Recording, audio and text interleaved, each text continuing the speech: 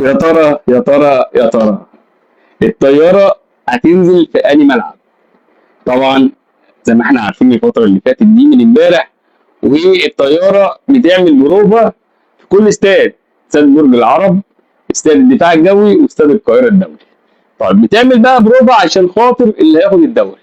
هتقف في مطار سفنكس، ومن بعد الساعه 10 هتبدا الطياره تتحرك. هتروح فين بقى؟ الله اعلم. تروح بقى القاهره، تروح الدفاع الجوي، تروح برج العرب، دي في علم الله. طيب انا خايف من النادي الاهلي بصراحه ربنا، انا خايف من النادي الاهلي. النادي الاهلي يا جماعه في الحاجات اللي زي ديت بتلاقي هو النادي الاهلي بيلعب بروح، بيلعب بعطاء، بيلعب بمجهود جامد جدا. لازم يكسب الماتش، ملوش دعوه باي نتيجه تاني. هو يعمل اللي عليه، والاهلي هيكسب النهارده المصري، وممكن يكسبوا سكور كمان. المشكله بقى في ماتش الزمالك وسيراميكا، ماتش هيكون قوي جدا، والزمالك محتاج نقطه مهمه جدا. طب افرض ما خدش النقطه، كل سنه وانت طيب، وممكن يوصل للمركز الثالث.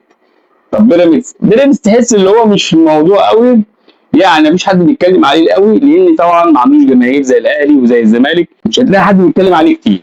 بس المشكله بقى ان ممكن بيراميدز في السكوت وفي الهدوء وفي الصمت يفاجئنا، وفي الاخر ما نعرفش مين هياخد الدوري، بيراميدز ولا الزمالك ولا الاهلي. لا يا جماعه، بجد دوري ممتع جدا، دوري جميل جدا، وان شاء الله عايزين نشوف الدوريات كده في مصر، واحسن من كده كمان. وان شاء الله باذن الله نستمتع النهارده. اي نعم انا ممكن الفيديو دوت اعمله وبعد كده محدش يشوفني يعني اعمله وبعد كده محدش يشوفني.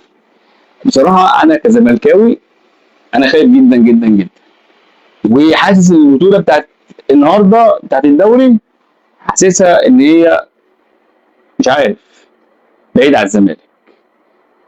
ما اعرفش. الاهلي يا جماعه غدار، الاهلي غدار، ومحدش يامن للاهلي. الاهلي ممكن في اي حاجه ممكن تلاقيه خد الدوري في ثانيه. اسمعوا كلامي، ان شاء الله باذن الله باذن الله يكون ماتشات كويسه النهارده، وهنشوف الطياره رايحه لفين ان شاء الله باذن الله. في اخر الفيديو بقى ما تنساش تقول لي الطياره هتروح فين، هتنزل برج العرب ولا هتنزل الدفاع الجوي ولا هتنزل استاد القاهره الدولي. انا ان شاء الله باذن الله باذن الله بتمنى فوز الزمالك ببطوله مهمه جدا، مش عشان البطوله والله، لا عشان الزمالك يرجع، الزمالك مره ثانيه من طبيعته، والزمالك يرجع مره ثانيه لابطال افريقيا، ونلعب كاس سوبر مصري، ونبدا ننزل الدنيا بقى واحده واحده. عكس بقى بطوله الكونفدراليه، بطوله ابطال افريقيا ليها طعم تاني، شكل تاني. ما تنساش تعمل متابعه للفيديو، شارك الفيديو عشان يجيلك كل جديد. سلام.